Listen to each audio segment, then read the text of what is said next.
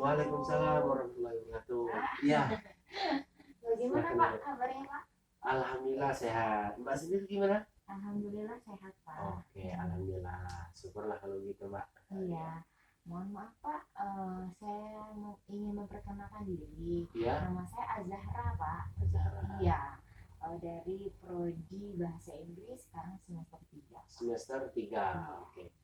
Dari Prodi Bahasa Inggris, Mbak ya. Namanya Mbak Azhara. Oke. Itu tumben nih, Mbak Azhara datang ke ruangan Bapak dan menemui Bapak.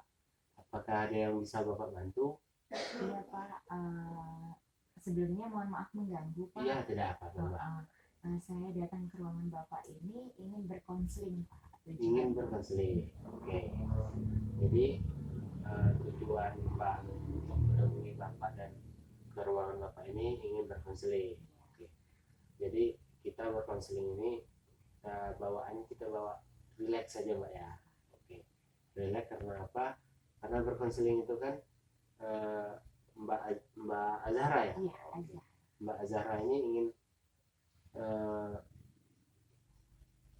masih tahu apa permasalahan dari Mbak di diri Mbak ini. Jadi Bapak ini akan memberi solusi ya, jalan keluarnya dalam masalah Mbak ini. Oke. Kita relax aja, ya Mbak ya. Iya. Ya itu Pak, tujuan saya memang ingin berkonseling ke Bapak dan ingin mencari solusinya, bagaimana solusi terbaiknya Pak. Oke ya Mbak.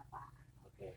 Kalau begitu sekarang Bapak minta untuk Mbak Azhara ceritakan apa itu dari masalah Mbak Azhara. Oke. Pak. Nggak apa ya Pak ya, saya cerita dari awal ya Pak ya. Iya, tidak apa-apa. Justru yang dari awal sampai akhir itu yang dicari dengan seorang konselor pada konselinya. Karena apa? Dari permasalahan dari awal sampai akhir itu konselor ini meneliti dan memahami apa dari sebabnya apa permasalahan Mbak Azhara ini. Oke? Ya. Oh Pak, jadi begini Pak, saya ini sebenarnya ada trauma Pak. Trauma. Iya, Ya. trauma. Bukan trauma dalam masalah keluarga, bukan Pak. Alhamdulillah kalau dalam keluarga sih semuanya baik-baik saja, harmonis semuanya. Oke. Cuma ini permasalahannya trauma saya itu dengan lawan jenis saya Pak. Dengan lawan jenis. Iya. Oke. Bisa dikatakan dulu itu ya pacar saya lah Pak. Pacar. Oke. Itu tadi permasalahannya trauma Mbak ya. Oke. Trauma dengan lawan jenis. Seperti pacar dulunya ya Mbak ya. Nah, seperti pacar itu permasalahannya itu dari segi apanya Mbak? Permasalahan atas trauma Mbak dengan lawan jenis laki-laki tersebut. Itu dari segi apanya Mbak? Jadi begini Pak, saya dulu tuh pacaran sudah bertahun-tahun ya Pak ya. Oke. Dalam keluarga itu sudah saling mengenal. Iya. Bahkan kami punya cita-cita ya namanya ingin bersama selamanya gitu Pak. Iya. Jadi tapi ternyata kami bertahun-tahun setelah berpacaran itu melakukan hubungan lah, ya mau ke jenjang serius, ternyata dia malah bermain di belakang saya Pak. Bisa dikatakan dia selingkuh dengan wanita lain. Selingkuh dengan wanita lain. Dengan wanita lain.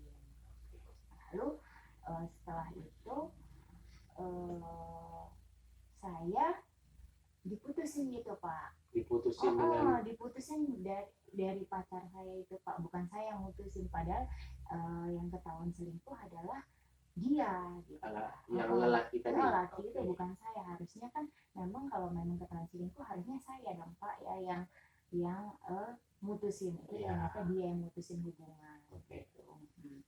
Setelah itu saya putus.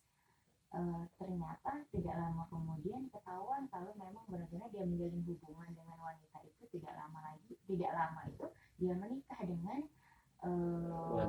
wanita itu yang selingkuhnya itu. Kemudian saya itu sudah mengobatilah luka saya itu, trauma saya itu dengan lelaki itu. Saya berkenalan berhubungan lah dengan lelaki lain. Oke. Nah, lelaki lain itu saya menjalin hubungan lagi Pak dengan lelaki itu. Iya. Ternyata kami menjalin hubungan itu selama 3 bulan. Dia ternyata mutusin saya Pak, laki-laki itu. Iya. Mutusin saya. Ternyata dengan alasan dia masih teringat dengan masa lalunya atau mantannya Pak. Iya. Nah dari situ dia mutusin saya Pak. Nah jadi dari dua pria itu atau lelaki itu Pak, Iya. mantan saya lah masa lalu Iya. itu membuat saya trauma karena jadi saya tuh takut untuk berkenalan lagi dengan pria gitu, khususnya untuk menjalin hubungan, apalagi untuk ke jenjang serius itu Pak. Bahkan sampai sekarang banyak yang mendekati saya, ingin berkenalan dengan saya, atau bahkan ingin menjalin hubungan dengan saya. Iya. Dengan mengatakan keseriusan, saya sampai sekarang belum mau. Itu mohon maaf Pak, minta tolong solusinya itu bagaimana Pak? Oke, baik Mbak. Jadi permasalahannya trauma dengan lelaki ya Mbak ya. Trauma ya sudah Bapak dengar keluh kesah dari Mbak, dari cerita Mbak tadi dari awal ya sudah sampai akhir ya Mbak ya. Iya. Oke. Itu permasalahannya takut dengan lelaki untuk menjalin hubungan lagi. Iya. Jadi begini Mbak, solusinya walaupun Mbak takut dengan lelaki untuk menjalin hubungan ataupun itu pacaran ataupun itu untuk ke jenjang yang serius, Mbak yang pertama tidak apa-apa Mbak dengan lelaki itu ya Mbak harus tidak apa-apa dekat, tidak apa-apa dekat, tetapi Mbak harus melihat keseriusan atau tidaknya ini dilihat dari cara-caranya sehari-hari dengan Mbak, entah itu melalui telepon, entah itu jadi Mbak lihat cara-caranya, oh lelaki ini serius atau tidak. Dan juga bila perlu Mbak ini harus kenal lelaki yang sudah Mbak kenal, seperti teman SMA atau kuliah atau ya pokoknya teman berpendidikan ataupun teman di lingkungan rumah. Jadi Mbak kan udah tahu nih, jadi walaupun Mbak tahu dia selingkuh ya Mbak harus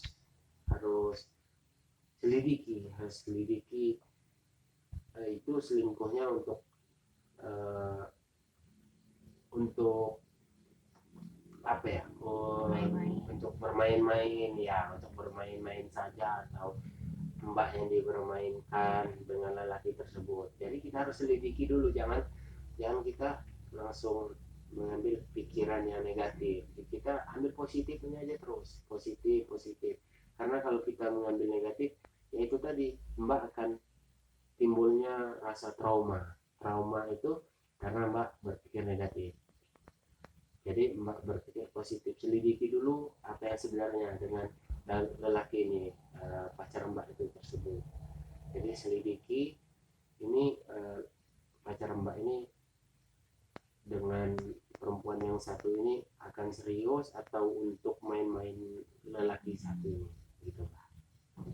Jadi kita selidiki, pokoknya harus berpikir positif Mbak ya. Jadi begitu Mbak, saran Bapak begitu. Oh, jadi kita itu harus selalu berpikir positif ya Pak ya? Ya. Oh, mungkin waktu yang saya dengan masa lalu saya itu Pak, atau mantan saya itu yang bertahun-tahun itu dia selingkuh itu mungkin karena dari sayanya mungkin ya Pak ya, salah satunya bisa juga ya Pak ya? Ya bisa juga. Kesalahan saya ya, bukan karena melulu dia salah gitu ya Pak ya, mungkin karena sikap saya yang terlalu childish mungkin ya begitu Pak, atau saya sering nuntut dia egois gitu ya Pak. Jangan terlalu, pokoknya Mbak juga dengan lelaki Mbak ataupun pacar Mbak itu ataupun calon suami atau gimana, jangan terlalu eh, sensitif lah dengan apa yang dilakukannya dengan dia di luar sana. Pokoknya jangan terlalu Mengekang mungkin ya Pak, jangan ya. terlalu ya pokoknya begitu loh Mbak. Mm-mm.